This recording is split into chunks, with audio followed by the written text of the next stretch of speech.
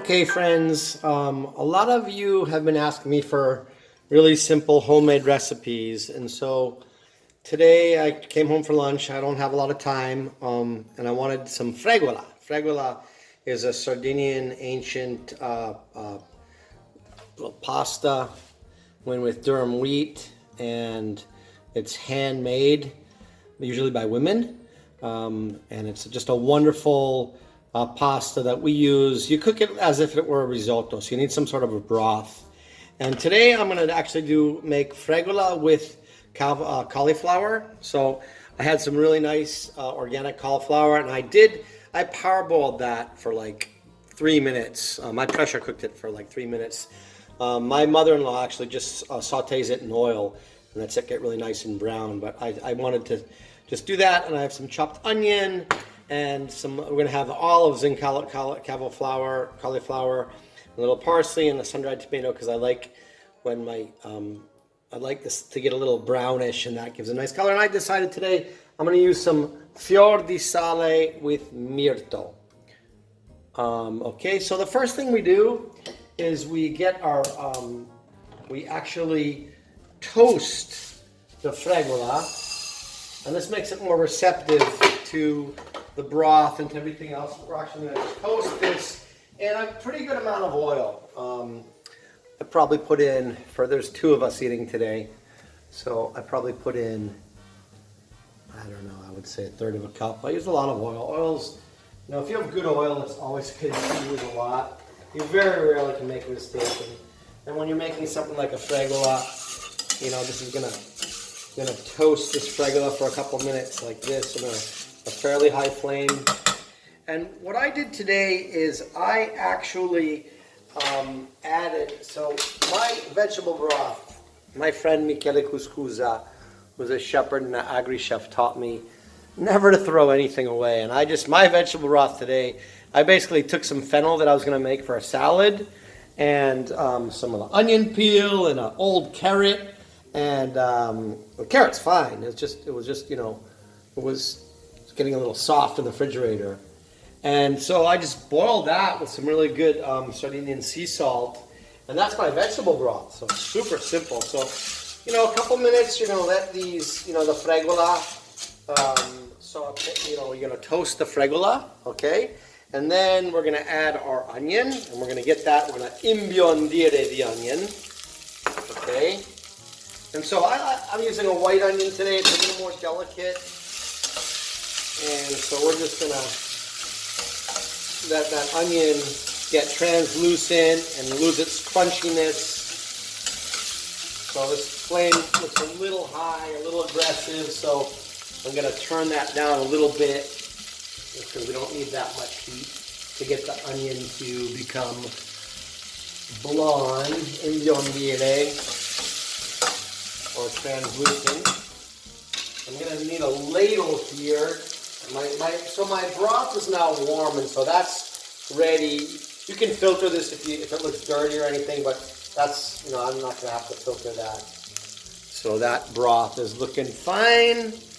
And now what we're going to do, the way you cook fregola is like a risotto. So you add little by little the water, and I'm going to do the same thing now here with my cauliflower. Like I said, my mother-in-law, for example, she actually sautés the cauliflower, really lets it, almost fries the cauliflower in oil and lets it get brown, and it makes the end result, it makes the sauce really nice and brown. But I decided, a little quicker and a little more healthy, I decided just to add a little bit of water in that, from my power boiling of the cauliflower, which is fine. And so now we're just going to saute the cauliflower. So you can imagine, in terms of flavors, the original base, first it was just toasting that, the fregola. By the way, fregola comes in 3 different sizes. This is a pretty small ball. We're hungry. I don't have a lot of time, and this is, it depends on what you're making, how big of a, fregola you want or not. But I like this with the smaller fregola. cooks faster. And there are two of us eating. I like this for dinner as a leftover too. So I put in about 80 grams. So 160 grams, which is like a third of a pound for two people. And I could have actually used 100 grams of Fregola for two people easily. So more like a quarter of a pound. It's not a lot, but you'll see the Fregola really goes a long way, especially if it's homemade. It'll really soak in the broth. And so we're just gonna let that saute a little bit. I could have used a bigger pan for this, by the way. I'm a little sacrificed here. I would have liked to have had a little bigger pan, but foresight, when you're cooking, you really gotta be organized. So we're gonna start to add a little salt, and like I said, I'm in the mood for mirto. Mirto is such a unique flavor to it. It's, you definitely can smell like a berry. It does smell, you can taste almost like piney. There's like juniper in there. There's a spicy. And this fior di sale, this caviar with salt that I use, it's about 90% salt and 10% real mirto, so the real berry. That gives it a lot of flavor. I have orange salts, lemon salts. I could see definitely using or I have Sardinian herbs. That would have been a good salt to use with this. But today I was in the mood for mirto. Whenever I have a chance to use purple anything, and I think antioxidant, I like that idea of purple. So now, I like the cauliflower to burn a little bit almost, and it's not there yet. Turn up the heat a little bit. Let's give that cauliflower a little more, almost burn it, But you got to be careful because you got the Fregola here, and you don't want to, that Fregola is wanting water pretty soon, so you don't want to. I guess that's when my mother-in-law puts the cauliflower in first and kind of cooks that, and then puts in the Fregola. So here now we're just going to start adding the vegetable broth, and that's a ladle. And this is like risotto now, okay? So that Fregola is thirsty, so the first time we'll do 2 ladlefuls. This is salted water, by the way. And I have some olives which are going to go in here too, and the olives are kind of salty. So, and I've rinsed off a sun-dried tomato,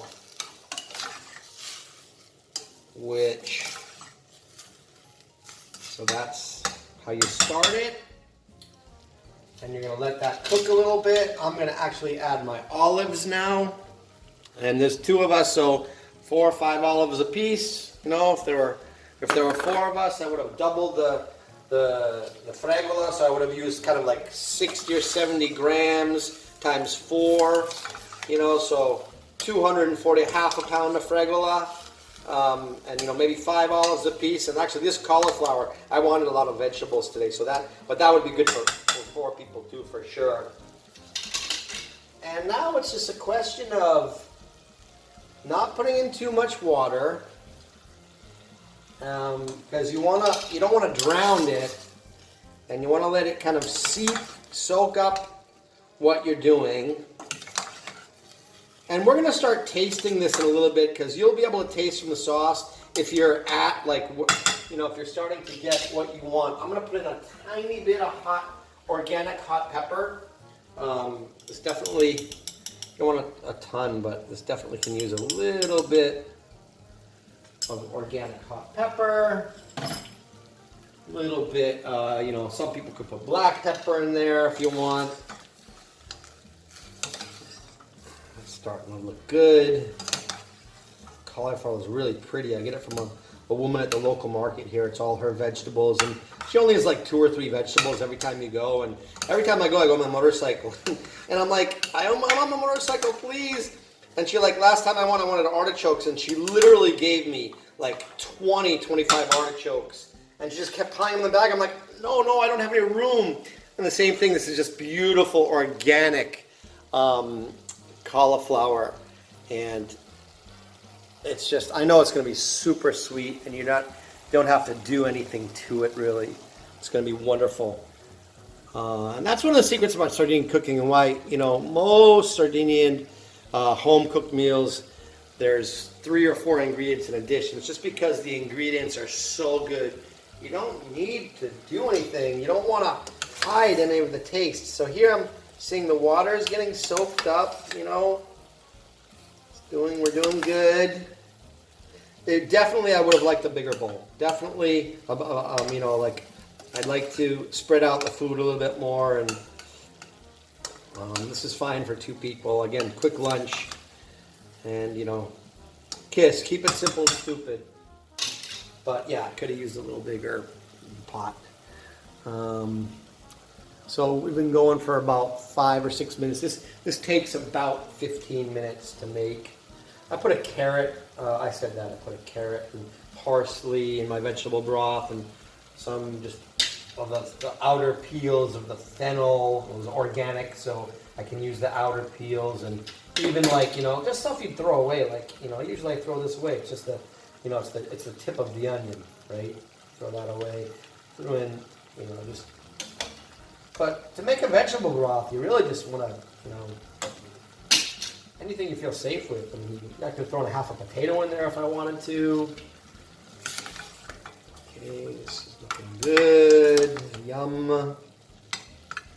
Super healthy, right? I mean, sure, a little bit of olive oil at the beginning to fry, to get your thing going, to toast the fregola, and but it's just you really break that down. That's how you know when your cauliflower is going to make that into like a sauce. Beauty. Va bene, va bene. Va bene in Italian means okay. Goes well. Goes well. Okay, and I'm going to put a little, I like a little red. I want that sauce to get a little red. I could have cut this, but I'm just going to do this with the sun-dried tomato. Get that in there. Be careful with sun-dried tomatoes. They can be salty. I salted the broth. I salted I used the mirto salt. The olives are salty, so, beware. You can ruin your dish that way. I know I didn't put a lot of salt in my broth for that reason. I'm telling you, for a recycled broth, it looks really delicious. Looks like a Chinese, like a Chinese soup broth.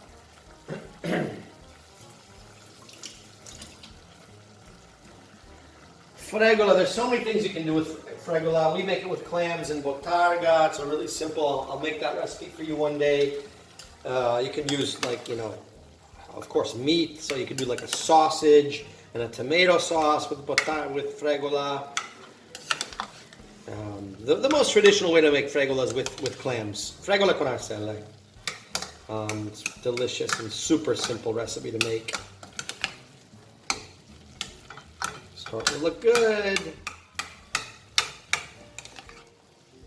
Smells good. Yummy. It almost is like an Asian dish. The more that I think about it, I almost feel like I'm cooking Asian. Yum. I crave this, It's such a comfort food.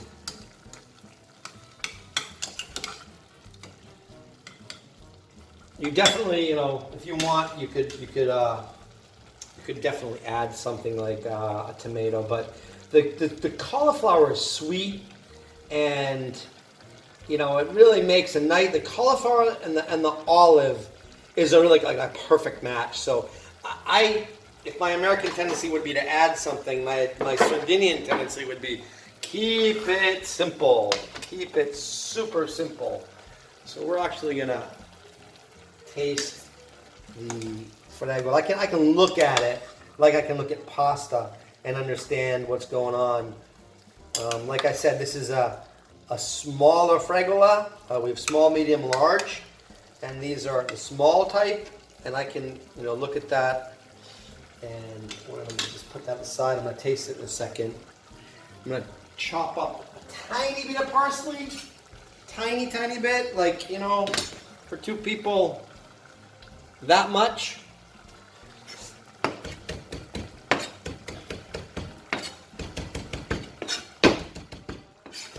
Sardinian cuisine, parsley is ever present. In Italian cooking, of course, but in Sardinian cooking, even more.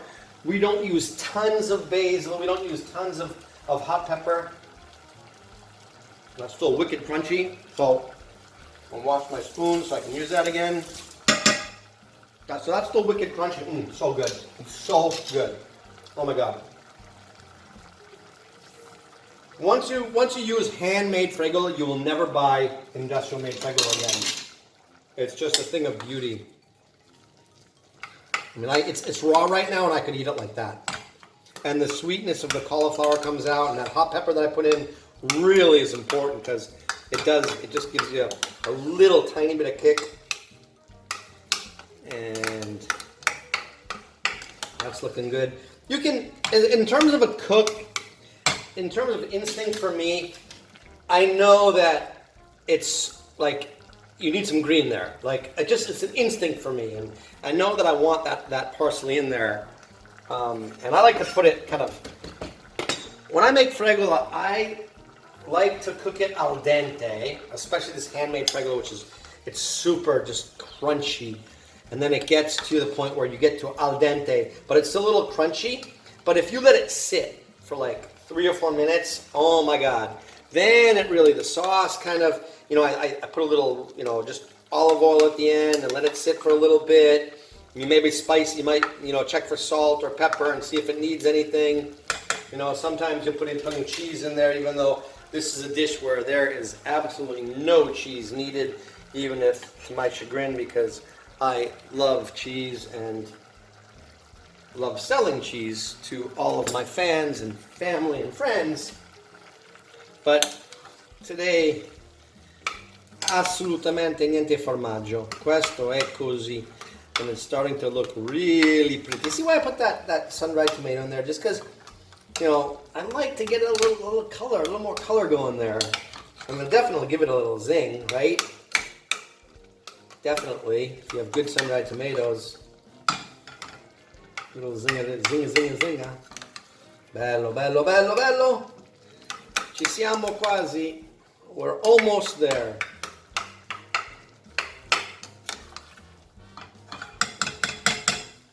Bello, bello. Okay. And I show you what it looks like. Voila. Very lively flame. There's what I was calling almost my Asian vegetable broth. And can't you just imagine this is such a healthy dish? You'd be so happy to serve it to your family because, it's just healthy. And so here you got to be careful because we're getting to the point now where the Fregola is getting cooked. So you got to be really careful with the water because you do not want too watery of a Fregola. And some people like, drier Fregola. Some people like more sauce. Like, there are 2 versions of making Fregola with clams, and it's one just in bianco with white. But usually we put tomato sauce with the Fregola con arcelle. And then again, it can be more saucy or it can be a little drier. And that's a preference, I'm a big fan of the more saucy, almost like a rich tomato sauce with a spicy rich tomato sauce with the arcelle. But depends. Again, the sardine might say, oh, you're covering up the taste of the clam. You don't even want to put tomatoes in there. You just want to put 1 tomato cut in 4.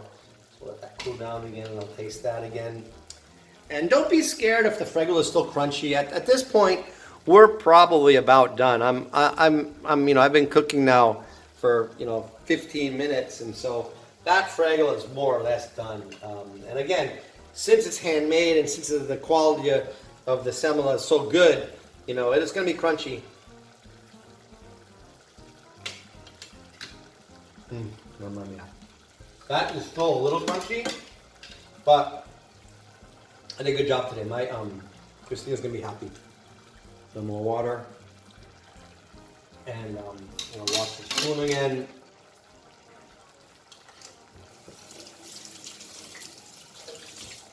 Okay. Yum. I taste everything. I can taste the myrto. I can taste the cauliflower, the olives, It's a fun dish. Isn't it so easy to make, you know, and it's beautiful. And we're gonna cook it for 2 more minutes. And believe me, this is still fairly crunchy, but you don't want to overcook it. And if you let it sit, a tiny bit of more water in there, and let it cook for 1 more minute like this. Then I'm gonna turn it off the flame. I'm just gonna set the table and let it sit in the pot, and kind of like let the juice, let the sauce penetrate those hard, the hard fregola, and it'll become soft and just a thing of beauty. And so we're gonna give that 1 more minute and then turn it off the flame.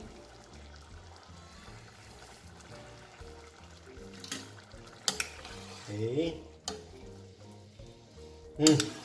Just a symphony of aromas here. I just think it's so pretty. And cauliflower is always such a crowd pleaser. Okay, so off the flame. 1, 2, 3.